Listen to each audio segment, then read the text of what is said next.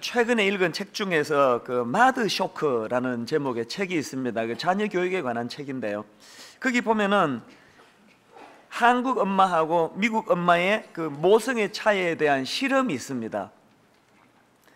중학생 자녀를 둔 한국 엄마 11명하고 또 미국 엄마 11명하고 총 22명의 엄마들을 대상으로 무슨 실험을 하는가 하니까 이제 이 엄마들에게 카드 게임을 하게 합니다.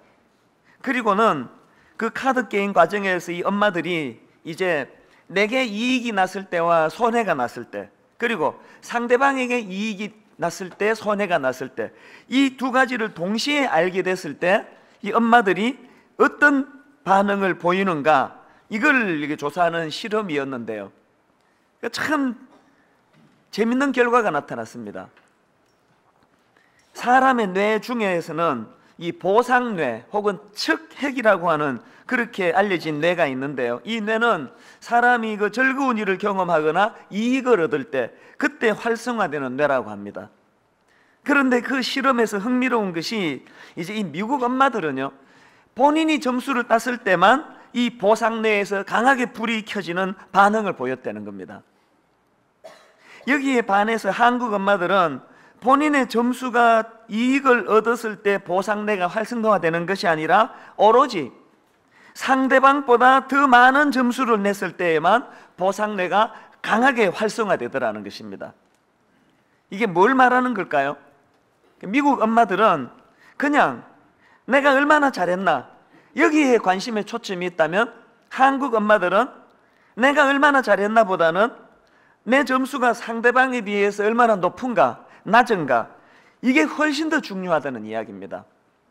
이 실험을 한 그 책에서 분석하기를 이 한국 엄마들의 두드러진 교육열, 그리고 내 아이와 다른 집 아이를 끊임없이 비교하는 성향, 이런 것들이 바로 이런 심리에서 비롯되지 않았을까, 그렇게 분석하는 글을 보았습니다. 그 책에도 나오지만 사실 우리나라 엄마들은요, 자기 애가 100점을 받아오면은 이렇게 묻습니다. 니네 반에 100점 받은 애가 몇 명이야?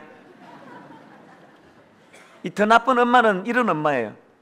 네가 100점 맞을 정도면 뭐 다 100점이겠네 뭐.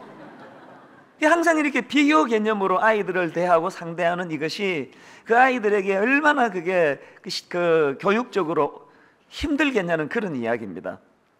저는 그 책을 읽으면서 지난 특세 강사로 오셨던 손봉호 교수님 말씀 한 대목이 떠올랐습니다. 최근에 영국에 있는 레가툼 경제연구소에서 세계 각국의 번영지수를 발표했는데, 그 중에서 행복지수, 또 삶의 만족도, 여기에 대한 조사가 있었는데 결과가 충격적입니다. 조사 대상국 110개국 중에서 한국이 104번째라는 것입니다. 송 교수님이 이걸 의역하면서 이 말은 대한민국이 지금 세계에서 6번째로 불행한 나라라는 뜻입니다, 그렇게 말씀하시더라고요. 사실 우리가 지금 경제적으로도 굉장히 발전하고 있고 먹고 살기 좋아졌다 그러고 또 모든 것이 다 성장하고 있는데, 그러나 우리 한국 사회는요, 불만으로 가득 차 있는 사회라는 것입니다. 그 110개국 조사 국가들 가운데서는 네팔, 방글라데시, 파키스탄, 나이지리아, 아프리카에 있는 여러 나라들, 이런 가난한 나라들이 포함되어 있는데요, 그 나라들은 비록 물질적으로는 우리보다 가난하고 먹고 살기가 어려운지는 몰라도, 그러나 그들의 삶의 만족도는 우리 대한민국보다 훨씬 높다는 거예요. 왜 한국은 이렇게 불행한가는, 왜 행복지수가 이렇게 낮았냐는 거예요. 손봉호 교수님이 그 두 가지로 분석하시는데요, 하나는 한국 사회의 정직하지 않은 것 때문에, 또 도덕지수가 낮아서 그렇게 분석을 하시고요, 또 하나는 뭐냐 하니까 극심한 경쟁심 때문에 그렇다는 겁니다. 그 낮은 도덕지수에 대해서는 지난 시간에도 말씀을 드렸습니다만, 그 국제투명성 기구에서 2011년도에 대해 발표하기를 한국의 투명성 지수가 세계 43위라는 것입니다. 그리고 레가툼 연구소에 의하면은 세계 110개국 가운데 우리나라의 신뢰지수가 74번째입니다. 왜 신뢰지수가 이렇게 낮을까요? 속이니까. 그런가 하면은 우리나라가 불행한 이유는 두 번째로요, 극심한 경쟁심 때문이라는. 앞에서도 말씀드렸습니다만 한국 엄마들이 가지고 있는 그 상대방에 대한 경쟁심으로 가득 찬 이런 자녀 교육으로는 우리 아이들을 불행으로 그렇게 이끌 수밖에 없는 구조라는 겁니다. 그 송 교수님 표현으로 뭐든지 경쟁하려고 달려들고 뭐든지 자기가 1등 해야만 직성이 풀리는 이런 사회 구조로는 1등 한 명 말고는 다 불행한 거 아니냐는 거예요. 그 1등인들 행복하겠습니까? 언제 뺏길지 모르는 그런 불안한 구조 속에서 얼마나 불안하겠냐는 겁니다.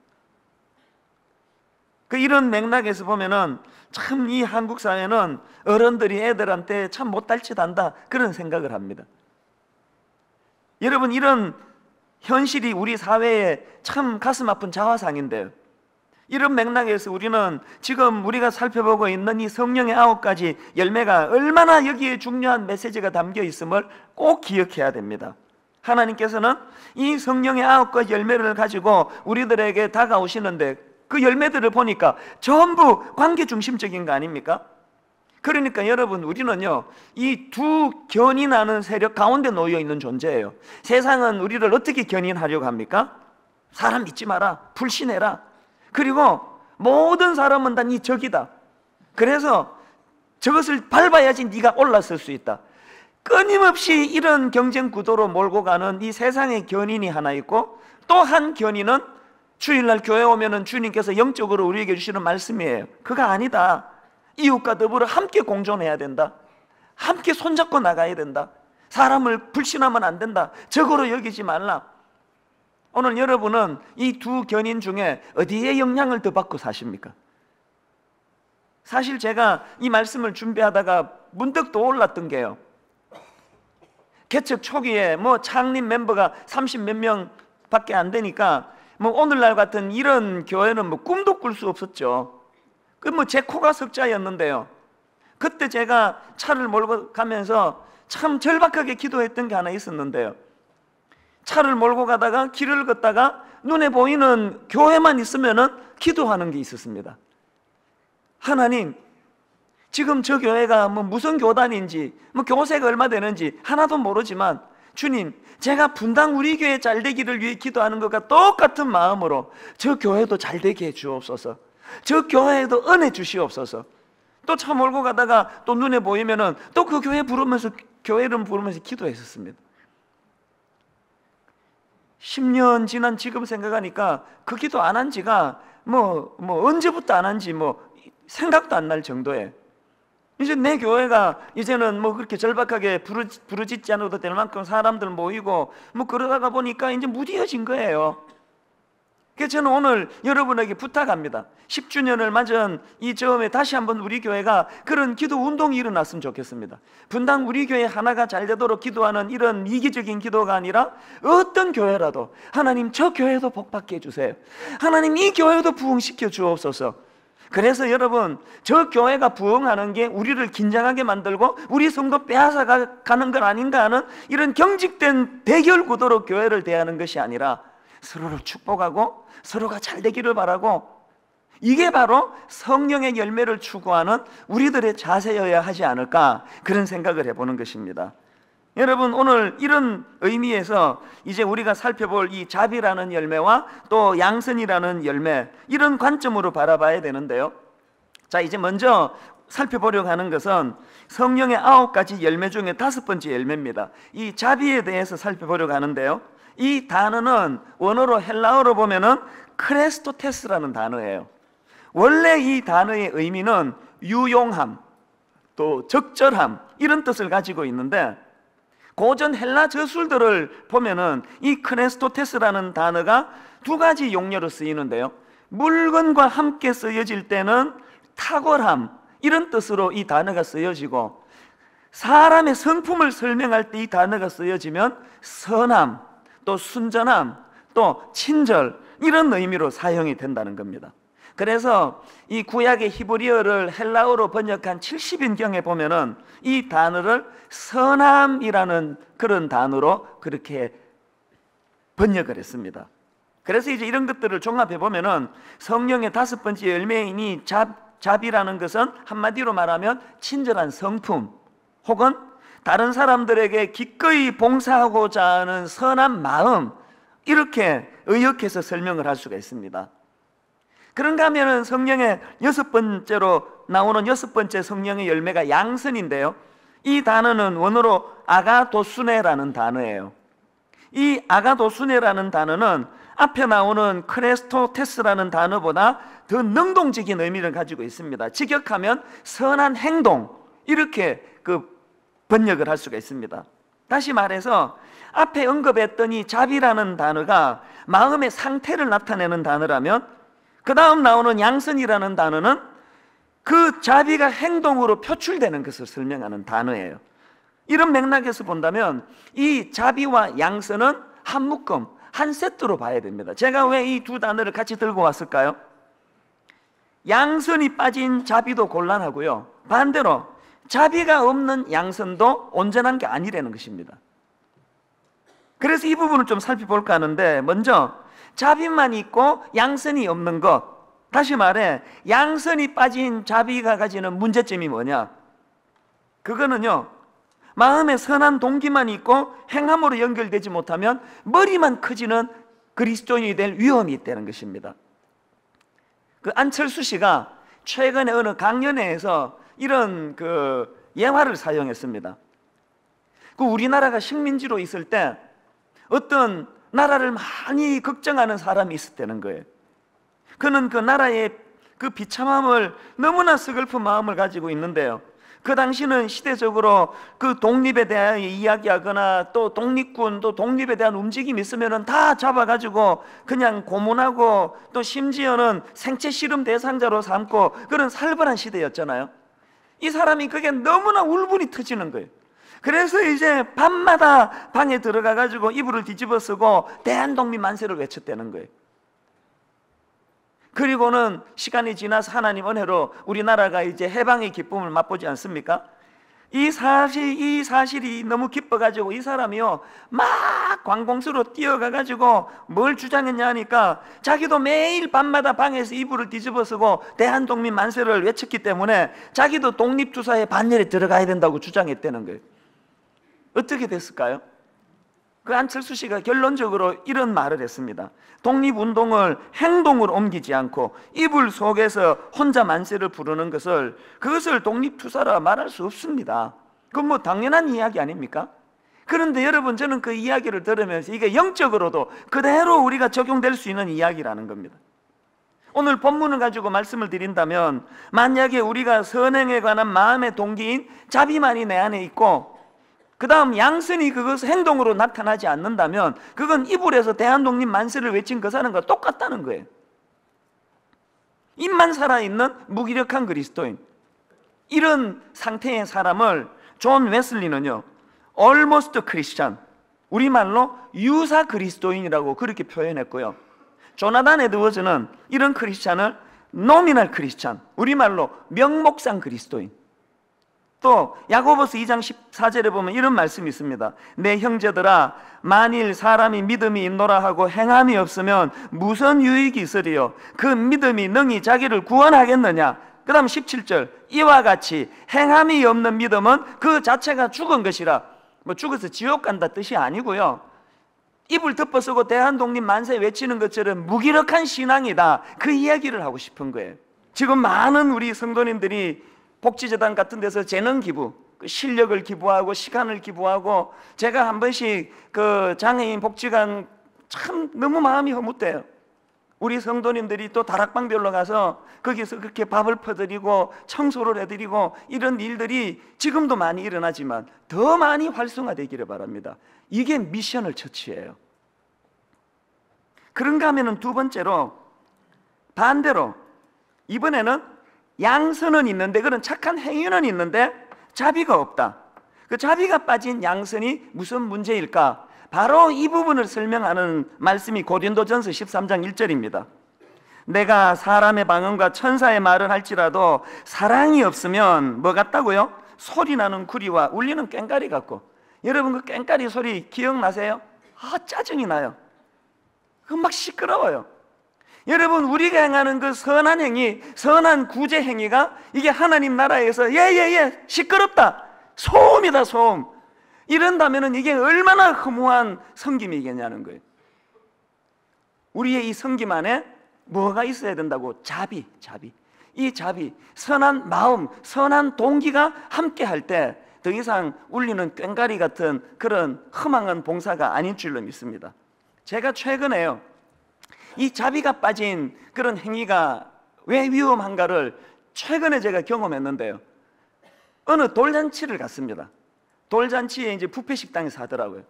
그래서 이제 한 20-30분 막 배 터지게 먹고 그러고 있는데 이제 직원이 나오더라고요. 자, 여러분 실컷 드셨습니까? 이제 잠깐 축하 순서를 갖겠습니다. 보니까요, 이제 그것만 전담하는 직원 같아요. 얼마나 매끄럽게 진행을 잘하는지 뭐 청산유수 같아요. 그래서 제가 맨 앞에 앉아서 유심히 봤는데 한참 보다가 보니까요, 뭐 하나가 아쉬워요. 그 진행하는 게. 그게 뭐가 아쉬운가 내가 발견했는데 보니까요, 이 사람은요, 자기에게 맡겨진 그 진행은 너무나 실수 없이 매끄럽게 잘하는데 뭐가 문제냐? 진짜 주인공 축하받아야 될 그 애한테는 눈도 한 번 안 줘요. 그 아이에 대한 사랑이 없어요. 기계적으로 하는 거예요. 그거 하고 돈 받아 먹는 그런 사람처럼 제 눈에는 그렇게밖에 안 보였습니다.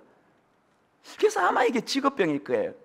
그걸 보면서 혹시 내 목회가 저러지는 않을까? 누가 봐도 흠잡을 게 하나도 없고 누가 그냥 시비 걸 거리가 없이 깔끔하게 일을 처리하는데 거기에 사랑이 빠져 있는 거. 우리 목사님들이 성도님 가정에 신방을 갔는데 그 신방받은 그 성도가 무슨 그 시비를 걸 수 없을 만큼 완벽하게 순서를 가지고 다 해주는데 거기에 석연치 않은 우리 가정에 대한 사랑이 느껴지지 않는 거. 설교를 제가 지금 뭐 열심히 준비해 가지고 여러분이 보기에 흠잡을 게 별로, 착잡을 게 별로 없는데 거기에 하나님의 자비가 담겨 있지 않은 설교라면요, 그것은 꽹과리예요. 꽹과리. 하나님 나라에, 지금 하나님 나라에 막 소음이 유발되는 거예요. 그래서 제가 그 뷔페 식당에서 그 짧은 시간에 참 많은 생각을 했습니다. 내가 오래 목사 노릇을 하면서 저렇게 뺀질뺀질하게 변질되어 가지고 전혀 사랑이 없으면서도 목사 노릇을 손색 없이 하는 이런 자리에 내가 빠져 있는 건 아닐까. 여러분, 그날 성령님이 그 뷔페 식당에서 저에게 말씀 한마디 하셨습니다. 이런 말씀을 하시는 것 같아요. 나는 네 마음을 원한다. 하나님 말씀이 난 네 마음을 원한다. 그게 자비예요, 자비. 그래서 이 둘의 균형이 참 중요한데요. 자, 근데 여러분 여기서 기억해야 될 게 뭐냐면은 이 자비와 양선이 조화를 이루는 그 삶이 참 필요한데요. 이 자비와 양선의 조화를 이루기 위해서 두 가지 사실을 꼭 기억하셔야 됩니다. 첫째로는 이 자비와 양선의 정신 밑바닥에 그 하나님 마음입니다. 긍휼함이 반드시 포함되어야 된다는 사실을 기억해야 된다는 거예요. 성경을 보면은요, 이 자비라는 단어하고 긍휼이라는 단어가 같은 의미로 그 쓰여지는 것을 종종 볼 수 있습니다. 특히 누가복음에 보면은 이 두 단어가 혼용되는 걸 볼 수 있는데요. 누가복음 1장 50절에 보면은 긍휼하심이 두려워하는 자에게 대대로 이르는도다. 여기 사용된 긍휼이라는 단어가 엘레오스라는 단어예요. 근데 여러분이 엘레오스라는 이 단어가 누가복음 1장에서만 5번 등장합니다. 그리고 이 5번 모두 긍휼이라는 단어로 그렇게 번역을 합니다. 그런데 똑같은 단어인데 누가복음 10장 37절에서는 이 단어를 자비로 번역합니다. 이르되 자비를 베푼 자니이다. 예수께서 이르시되 가서 너도 이와 같이 하라 하시니라. 여기 나오는 자비가 똑같은 엘레오스라는 단어예요.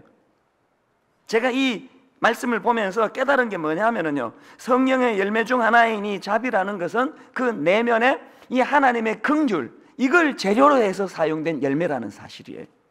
이런 맥락에서 우리 모두는 내 안에 이 긍휼이 있는가를 돌아봐야 된다는. 그런가 하면 두 번째로 이 자비와 양선의 균형을 이루기 위해서는 오래 참음이라는 성령의 열매가 필요하다는 사실입니다. 자, 갈라디아 5장 22절에 나오는 성령의 열매 순서를 한번 보세요. 오직 성령의 열매는 제일 먼저 사랑, 그 다음에 희락, 그 다음에 화평, 그 다음 뭐가 나옵니까? 오래 참음. 그리고 그 다음 나오는 게 자비, 그 다음 나오는 게 양선이에요. 어느 주석에 보니까요, 이 순서를 설명하기를 이 자비라는 성령의 열매는 앞에 나오는 오래 참음과 그 뒤에 나오는 양선, 이 두 사이를 연결하는 가교, 다리 역할을 한다는 거예요. 뭘 의미할까요? 내 안에 하나님의 긍휼하심을 바탕으로 한 자비가 있으면 이 오래 참음이라는 덕목을 끄집어내 사용해야 되고, 이 오래 참음으로 내 안에 자비가 형성이 될 때 이것이 삶 속의 행동으로 양선으로 연결이 돼야 된다는, 이런 맥락에서 내가 자비를 베푼다는 것은 참아주는 거예요. 이건 우리 한국 사회를 향해서도 마찬가지예요. 우리나라가 뭐 이것도 문제고 저것도 문제고 어떨 때는 막 이민 가버릴까? 뭐 이렇게 뭐 화딱지가 나는 일들이 많은 사회지만요, 그러나 오래 참음의 눈으로 발전적인 개념으로 이 사회를 바라본다고 하면은 하나님께서는 이 한국 사회를 좋은 방향으로 이끌고 계신다는 이 믿음이 필요합니다.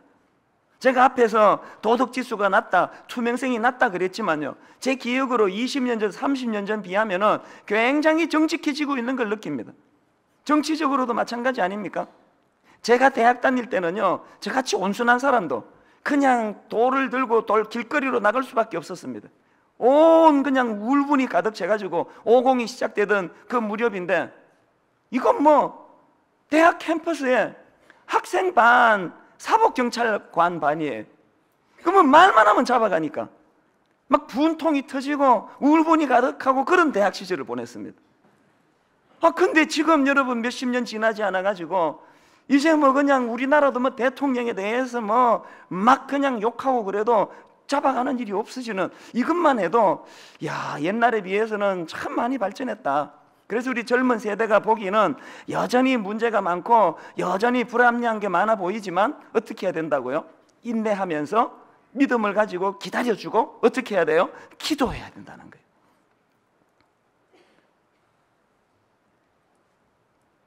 김용민 씨라는 분에 대해서도 마찬가지예요. 이분이 그 국회의원 선거 과정에서 그 막말 파동으로, 그러면 제가 들어봐도 여성 비하의 문제, 뭐 또 우리 노인들 비하의 문제, 뭐 교회에 대한 비하의 문제, 여러 가지 문제가 많아요. 선거가 딱 끝나고요, 자기 교회를 못 갔답니다. 제가 오늘 그래 보니까 자기 교회를 못 가고 이제 인터넷으로 이제 예배를 드리는데, 설교를 듣고 있는데, 그래도 자기가 그 믿는 분이니까 그 설교를 듣지 않았겠냐고요. 그 설교에서 목사님이 갑자기 설교하다가 막 자기 욕을 하더래요. 상처를 받을 거 아니에요. 그게 꺼버렸대요. 제가 그런 내용을 가만히 보면서 오늘날 교회가 그 사람을 어떻게 해야 옳은 것인가, 자꾸 사람들이 저보고 목사님 정치 얘기하지 마세요 그래요. 여러분 생각에 이게 정치 얘기 같습니까? 그분 말이 옳다 그르다를 내가 평가하면 그건 정치지만요, 오늘 제가 강조하고 싶은 건 뭐냐 하면은 그 사람이 그렇게 미숙해서 그런 막말을 했다고요. 어떻게 해야 돼요? 내쳐야 됩니까? 이제 마귀 자식이라고? 이제 교회도 얼씬하지 말라고? 그래서 교회에 적대감을 품고 칼을 갈도록 내버려 두는 게 과연 성경적일까요? 품어야 되지 않습니까? 물론 회개해야 될 거 회개해야 되고 잘못을 깨닫게 해야 되지만 뭐 그냥 독을 품고는 회개하라 그런다고 회개합니까? 오늘 우리 사회가 자비하심, 거기에는 하나님의 긍휼함, 하나님의 긍휼은 뭐가 필요하다고요? 오래 참음. 이런 식으로 자꾸 젊은 세대와 나이 든 세대가 골이 깊어지고 서로가 오해가 깊어지고 한다면은 누가 풀어야 됩니까? 강자가 풀어야 될 거 아닙니까? 그래도 기득권자가 풀어야 될 거 아닙니까? 그런 맥락에서 저는 목사로서 그분의 발언에 대해서 참 우려하는 게 많지만, 그럼에도 불구하고 왜 목사 아들로서 저렇게 교회의 원한을 품게 되었나? 제가 기존 교회 목사로서 혹시나 그 말 속에 그 막말하는 거 이런 거 다 걸러내고 내가 귀를 기울여야 될 내용은 없나? 그런데 관심을 가져주고 또 그런 사람조차도 교회 안으로 끌어들이고 품어주고 사랑으로 용납해주고, 그래서 회개에 이르도록 마음을 열게 하는 게 그게 교회 아닐까요? 오늘 교회가 이런 식으로 자꾸 대결 구도로 나간다면은, 그래서 제가 지난주에요, 그 트위터에 어떤 분이 올린 글 하나가 참 내 마음을 움직였습니다. 이런 글을 올렸습니다. 어둠의 핵심적인 힘은 미움이다. 명언이에요. 뭐 한국교회 타락했다, 무능하다, 목사들 돈 밝힌다, 여자 밝힌다, 별의별 타락이 다 나오지만 교회의 가장 위험한 타락은 미움이 존재하고 있는 거예요. 그래서 어떻게 해야 됩니까? 제가 이런 부담스러운 설교를 자꾸 하니까 이제 많은 분들이 힘드시나 봐요. 목사님은 사실 지킵니까? 설교하는 대로 그런 글이 올라와요. 여러분, 이 자리는요, 제가 지키는 자리까지만 설교하는 자리가 아니에요. 이 자리는 정답을 말하는 자리예요. 저도 지키려고 노력하고 있습니다. 또 여러분도 각자의 믿음의 분량 따라 가랭이가 찢어질 것 같으면 못하는 거지 어떻게 해요. 그러나 저는 정답을 말씀드릴 수밖에 없는 거예요. 그리고 그 정답을 말씀드린과 동시에 이 세상에 정오와 분노를 심어주는 악한 세력이 우리에게 미움을 가지고 공격한다 할 때 우리는 성령의 열매를 가지고 방어할 수 있고, 무엇보다 중요한 것, 우리가 성령님을 의지하면 내 안에 그런 넓은 마음이 점점 확장된다는 이야기예요. 그리고 더 중요한 것, 그렇게 진정으로 내가 용서하고 품고 사랑하게 될 때 겉으로는 내가 손해보는 것 같지만 내 안에 성령님 주시는 진정한 기쁨이 용솟음 친다는 것을 경험하는 게 신앙생활이라는 거예요. 이 지키든 말든 그건 여러분이 할 일이에요. 저는 외칠 수밖에 없는 거예요. 무엇을요? 끊임없이 용서하자고, 끊임없이 인내하자고, 끊임없이 기다려주자고. 만약에 제가요 이렇게 참아내야 된다, 오래 참아야 된다는 것을 무슨 기득권을 보호하는 차원에서 하는 설교라면 저는 타락한 인간이에요. 이건 기득권을 말하는 것도 아니고 약자를 말하는 것도 아니에요. 여러분 각자가 여러분 입장에서 받아들이시면 돼요. 여기 강자 계세요? 사장님 계세요? 약자에 대해서 더 너그러워지세요. 여기 약한 분 계세요? 강자에 대해서 기도하면서 그가 변화되기를 바라되 미움을 가지고 접근하지 마시라는 거예요. 결론을 맺으려고 합니다. 로마서 15장 1절 2절이요. 믿음이 강한 우리는 마땅히 믿음이 약한 자의 약점을 담당하고 자기를 기쁘게 하지 아니할 것이라. 우리 각 사람이 이웃을 기쁘게 하되 선을 이루고 덕을 세우도록 할지니라.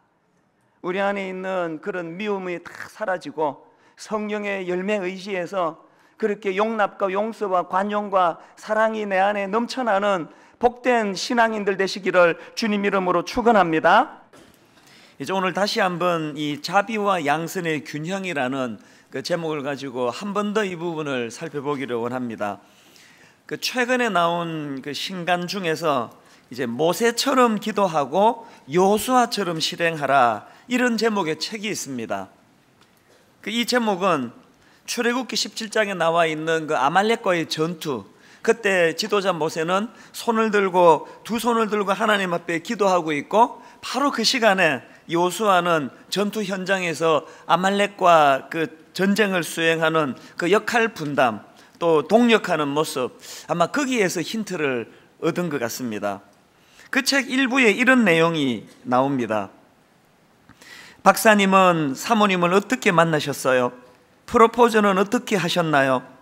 청년들은 배우자를 어떻게 고를지, 누가 내 배우자가 될지에 관심이 많다. 요즘 젊은이들은 결혼에 관심이 없어서 결혼 적령기가 계속 늦어진다고 하지만 내가 만나는 청년들은 그렇지 않다. 연애에서부터 결혼까지 계속 질문을 한다. 그런데 그 청년들을 가만히 살펴보면 두 부류로 나뉜다.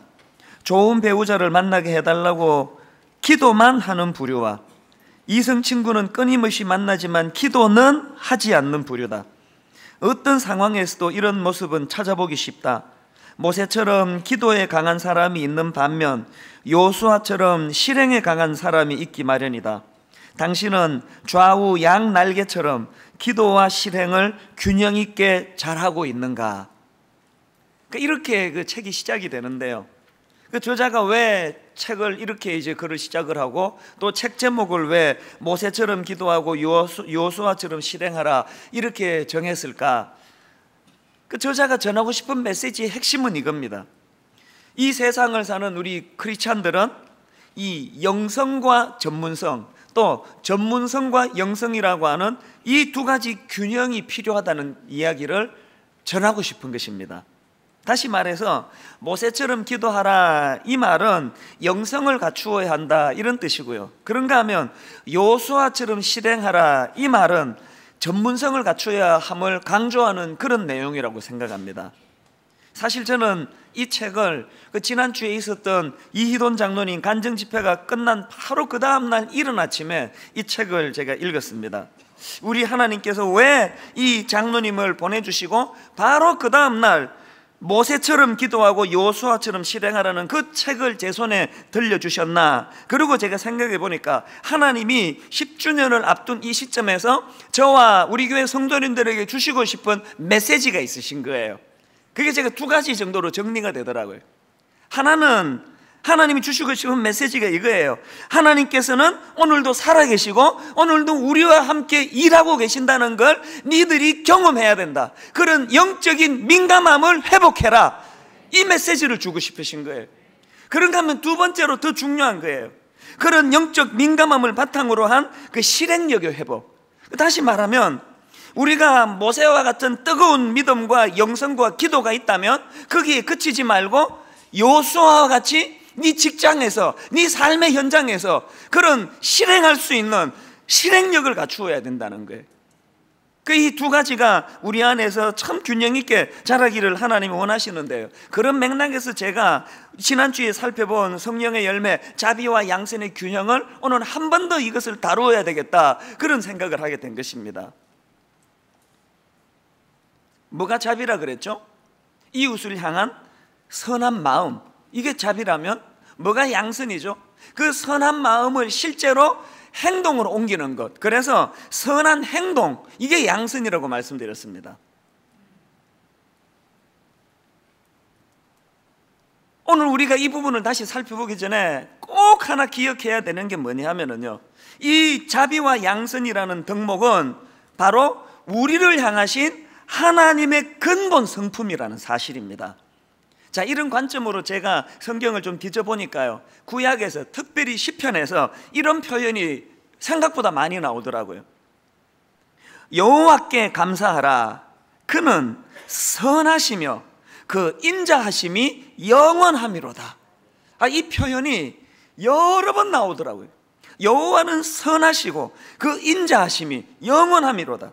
또 이것하고 비슷한 표현으로 시편 34편 8절에 너희는 여호와의 선하심을 맛보아 알지어다.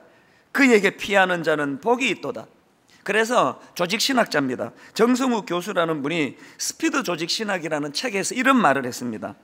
성경은 이 세상을 창조하시고 다스리시는 절대 주권자 하나님이 선하신 분이라고 가르치고 있습니다. 하나님의 성품에 대하여 성경이 가장 근본적으로 강조하는 것은 바로 하나님의 선하심입니다. 이 100% 동의하는, 할 수 있는 말씀이에요. 그렇기 때문에 우리는 이 하나님의 선하심을 늘 구해야 돼요. 시편 27편 13절 14절에 이런 말씀이 있습니다.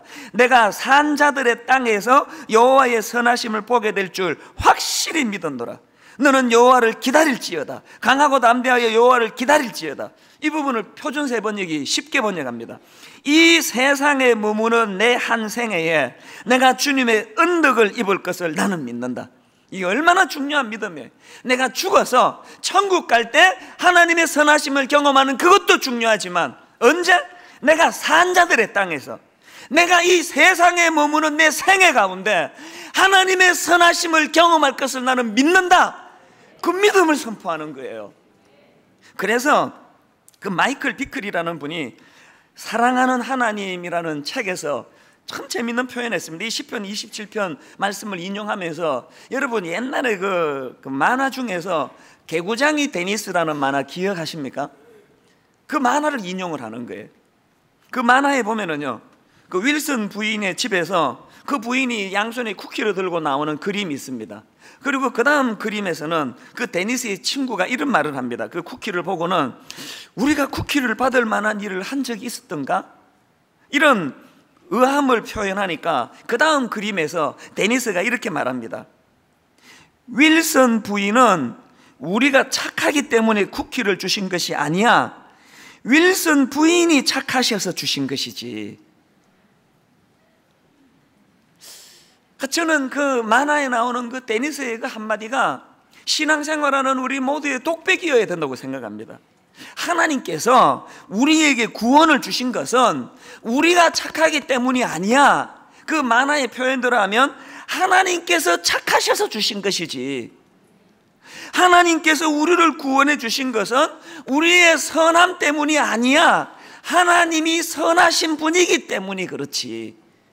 이게 우리가 독백해야 될 그분의 성품 아니겠습니까? 우리 구원의 바탕에는 이런 자격 없는 우리를 사랑하시는 그분의 그분의 선하심, 그분의 선하심. 그래서 우리는 이 땅을 살아가는 동안에 그 하나님의 선하심을 날마다 맛볼 수 있도록, 경험할 수 있도록 붙잡는 게 그게 신앙행위라는 것입니다. 여러분, 근데 여기서 한 가지요. 자, 요한복음 15장 5절을 한번 보시겠습니까? 나는 포도나무요 너희는 가지라. 그가 내 안에 내가 그 안에 거하면 사람이 열매를 많이 맺나니 나를 떠나서는 너희가 아무것도 할 수 없습니다. 자, 여기 굉장히 중요한 명제가 하나 나오는데요. 질문. 자, 여러분들이 하나님 손이 붙들려 산다는 것을 어떻게 증명하시겠습니까?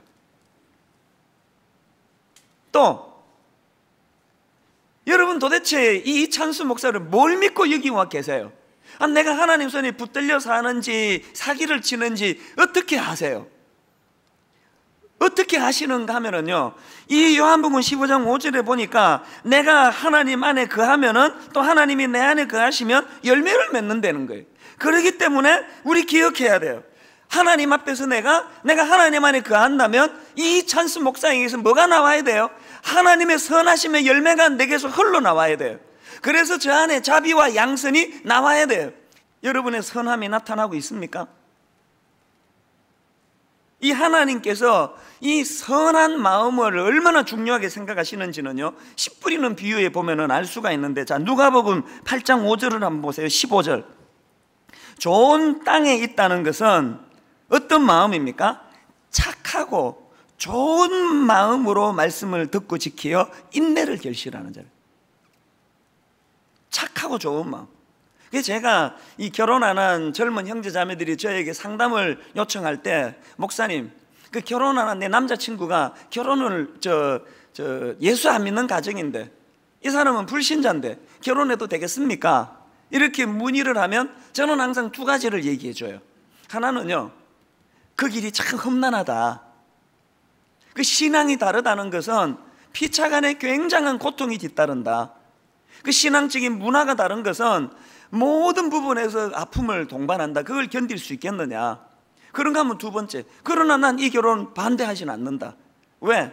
제가 왜 불신 결혼을 반대 못하는가 하면요, 저희 교회만 해도요, 예수 안 믿는 형제나 또 자매를 만나가지고 예수 믿고 그 배우자가 결혼하고 그 배우자가 예수 믿는 경우들을 많이 봤습니다. 그런데 여러분, 이거 아셔야 돼요. 그렇게 그 신앙생활 하지 않다가 결혼하고 배우자로 말미암아 신앙을 갖게 되는 분들에게 거의 공통점이 뭔지 아세요? 선한 마음을 가졌어요. 결혼하기 전에도 만나보면은 이분이 신앙은 안 갖고 있지만 벌써 선한 성품이 보여져요. 우리가 이 선한 마음을 가진다는 것은 영적으로 이것이 얼마나 중요한지 모릅니다. 그래서 마태복음 25장 21절에 이 말씀을 우리 꼭 기억해야 됩니다. 그 주인이 이르되 잘하였도다 착하고 충성된 종아, 내가 적은 일에 충성하였으므로 내가 많은 것을 내게 맡기리니. 자, 여러분, 지금 5달란트 받은 사람하고 2달란트 받은 사람에게 공통적으로 주는 주님의 격려가 뭐예요? 충성되다는데 그 앞에 뭐가 있습니까? 착하고 충성된 종이라는 거예요. 그냥 충성되면 안 돼요. 착하고 충성된 종이에요. 또 주님이 책망하실 때 이 악하고 게으른 종이라 그래요. 그러니까 이런 맥락에서 본다면 오늘 우리 예수 믿는 크리스찬들이 너무 사납지 않은가 그런 생각을 해요. 충성되기는 하는데 너무 사나워요. 그 옳은 이야기를 그렇게 혈기 부리면서 해야 됩니까? 온 교회에 충성하는 사람들을 보면은 상당히 많은 사람들이 울분이 있고 혈기가 있고 분이 있고, 그건요 충성은 하는데 한 대목에서 문제가 있는 거예요. 여러분, 하나님 앞에 충성스러운 종입니까? 선한 마음을 가지시기 바랍니다. 부드러운 마음을 가지셔야 돼요. 로마서 12장 21절을 보십시오.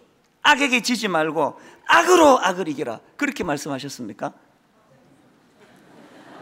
선으로 악을 이기라 그랬잖아요. 이 성경이 틀렸네, 고치지 마세요. 악으로 악을 이기는 거 아니에요. 선으로. 그래서 인내가 필요한 거 아니겠습니까? 그렇다면은 왜 하나님께서는 당신의 선하심의 성품이 그 자녀인 우리에게 전수되기를 원하시는가? 여러분, 이 질문에 대해서 주님이 친히 대답해 주셨는데요. 자, 마태복음 5장 16절을 보시기 바랍니다.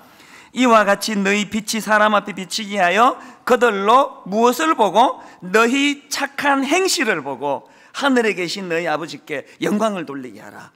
그래서 열매 맺기라는 책에 보면은 이런 대목이 나옵니다. 하나님의 선하심을 반영하는 우리의 능력은 하나님에게서 오는 것이에요. 꼭 기억하세요.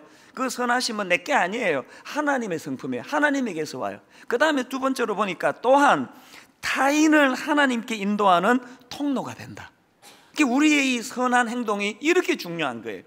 최근에 이게 그 증명이 된 일을 제가 한번 경험했는데요. 저희 교회에 그 선교를 담당하는 목사님에게 어느 병원과 이렇게 연결이 됐는데, 그 병원에서 놀랄 제안을 했습니다. 그게 뭐냐 하니까 지금 우리 교회에서 후원하고 있는 농어촌 목회자 중에서 135쌍의 부부, 그리고 지금 우리 교회가 후원하는 선교사님들 중에서 현재 한국에 와 있거나 또 방문 중인 그런 선교사님 부부 70쌍, 이분들에게 무료로 건강검진을 해주겠다는 거예요. 여러분, 전체 합하면 400명이 넘는 숫자인데 이게 적은 인원입니까? 더군다나 이 병원에서 뭐라고 말하는가 하면은 건강검진을 하다가 혹시 그 본인 부담금, 그 개인이 돈을 내야 되는 일이 발생하면 병원에서 대신 내주겠다는 거예요.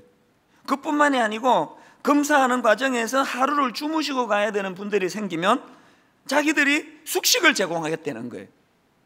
이런 고마운 병원이 어디 있습니까? 그런데요, 참 재밌는 것은 그 고마운 병원의 병원장이 난 크리스찬이에요. 그 교회를 안 다니세요.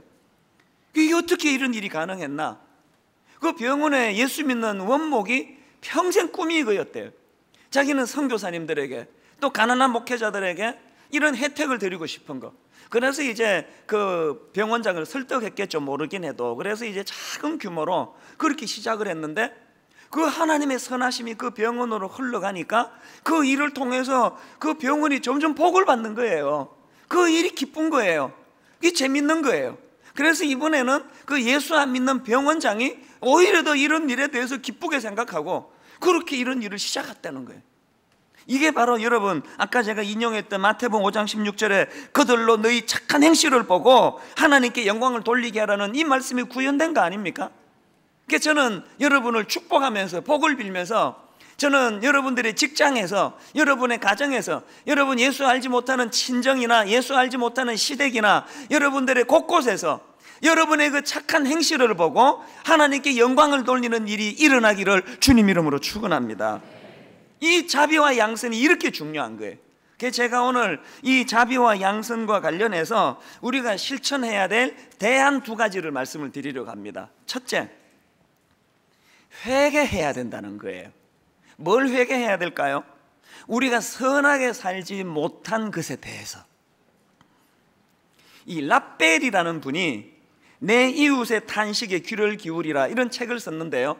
사실 저는 이분의 신학에 다 동의하는 건 아니에요. 좀 신학적으로 논란을 일으키는 분이에요. 그런데 저는 그 책에서 어느 한 대목은 너무나 와닿았습니다. 이분이요, 마태복음 20장에 나오는 소경 두 사람에 관한 메시지를 인용을 하는데, 자, 성경을 한번 보십시오. 29절에서 31절입니다. 그들이 여리고에서 떠나갈 때에 큰 무리가 예수를 따르더라. 맹인 두 사람이 길가에 앉았다가 예수께서 지나가신 다음을 듣고 소리 질러 이르되 주여 우리를 불쌍히 여기소서, 다윗의 자손이여 하니 무리가 꾸짖어 잠잠하라 하되 더욱 소리 질러 이르되 주여 우리를 불쌍히 여기소서, 다윗의 자손이여 하는지라. 여기서 이 두 소경이 두 번에 걸쳐서 외쳤던 게 뭐예요? 다윗의 자손이요. 그런데 여러분, 그 당시에 이스라엘 백성들에게 있어서 이 다윗의 자손이라면은 두 인물이 떠오른다는 거예요. 한 인물은 누굴까요? 상식적으로 당연히 다윗의 아들 솔로몬이죠. 그 다윗의 자손 아닙니까? 그런가 하면 또 한 인물이 떠오르는데 오실 메시아가 떠오른다는 거예요. 그래서 이 두 인물 중에서 우선 메시아에 관한 예언의 말씀을 보자면, 자, 예레미야 23장 5절을 보십시오. 여호와의 말씀이니라. 보라, 때가 이르리니 내가 다윗에게 한 의로운 가지를 일으킬 것이라. 그가 왕이 되어 지혜롭게 다스리며, 그 다음 보세요. 오실 메시아에게 어떤 그 특징이 있습니까? 세상에서 정의와 공의를 행할 것이며, 그렇게 다윗의 자손인 메시아에 대해서 이렇게 정의를 내립니다. 그런가 하면은 이스라엘 백성들이 생각하는 또 다른 다윗의 자손 한 사람 누구예요? 솔로몬.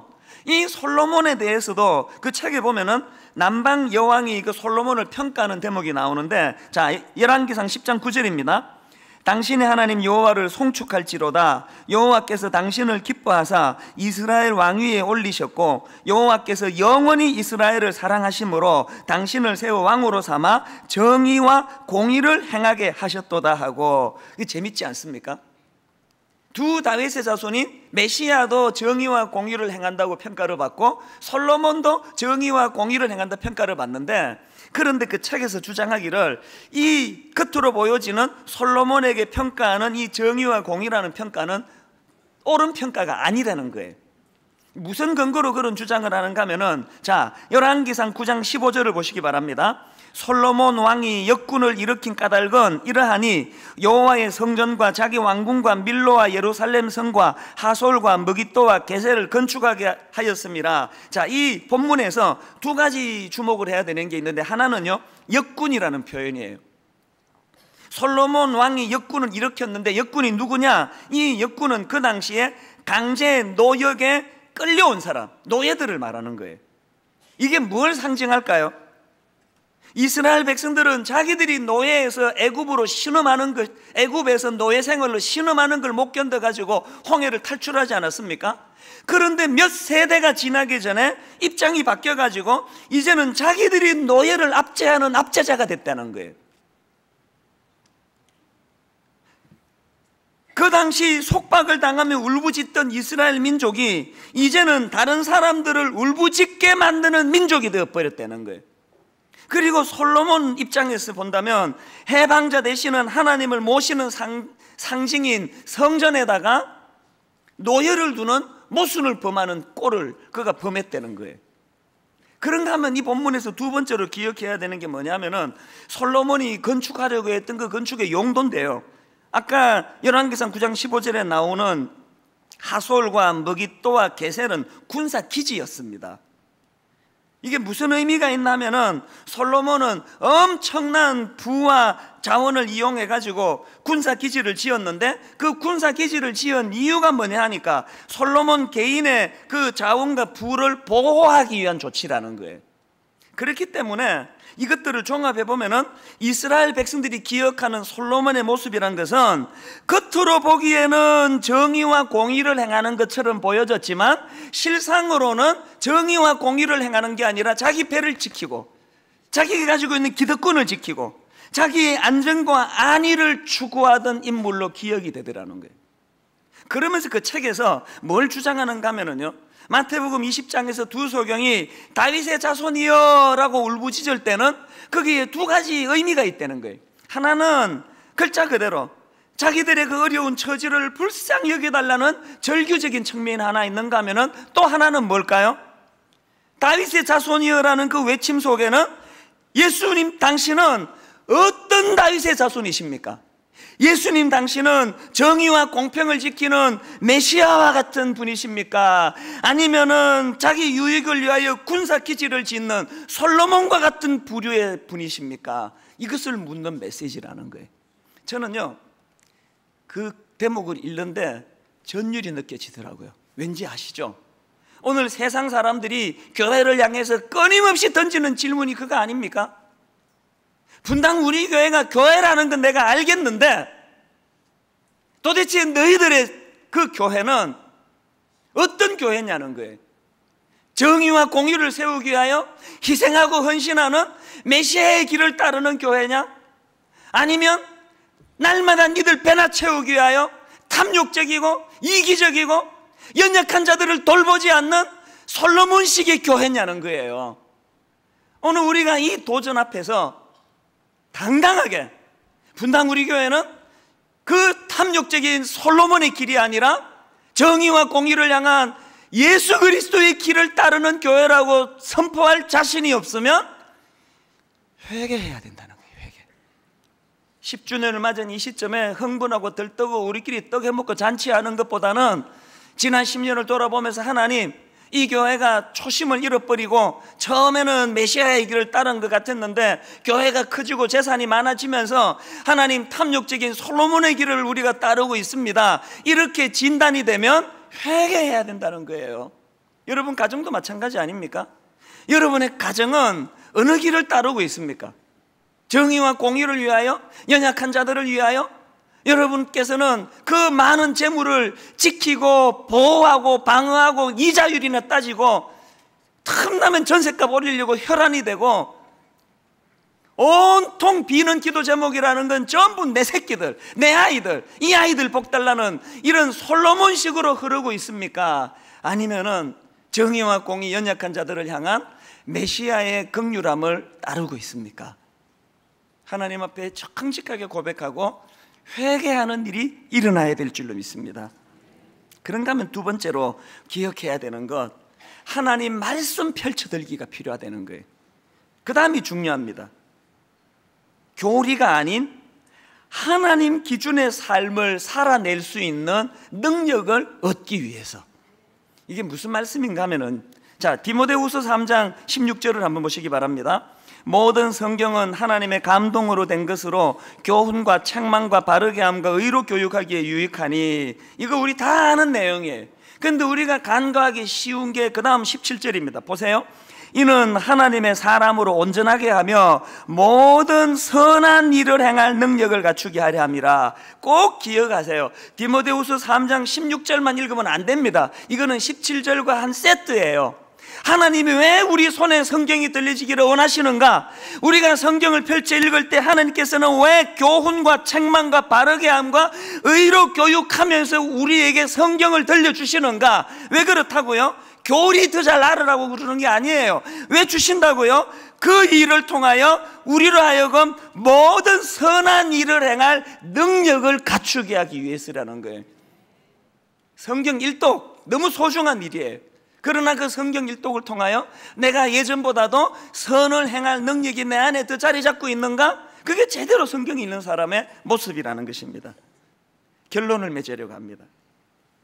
여러분, 어떤 면에서 우리도 그 마태복음 29장에 나오는 두 소경처럼 부르짖어야 됩니다. 다윗의 자손이여 우리를 불쌍히 여기소서. 멀쩡히 육안은 살아 사물을 다 보고 있지만 영안이 어두워져서 그 이돈 장로님이 바라보고 계시는 하나님의 일하심을 보지 못하는 이 눈이 어두워진 우리를 불쌍히 여겨 주시옵소서. 우리의 육안이 떠여지고 우리의 영안이 떠여질 때 하나님의 일하심을 목도하면서, 그래서 하나님의 그 선하심이 내 안에 회복되게 하시고 성령의 열매, 자비와 양선이 균형 있게 자라는 인생 되게 하여 주시옵소서.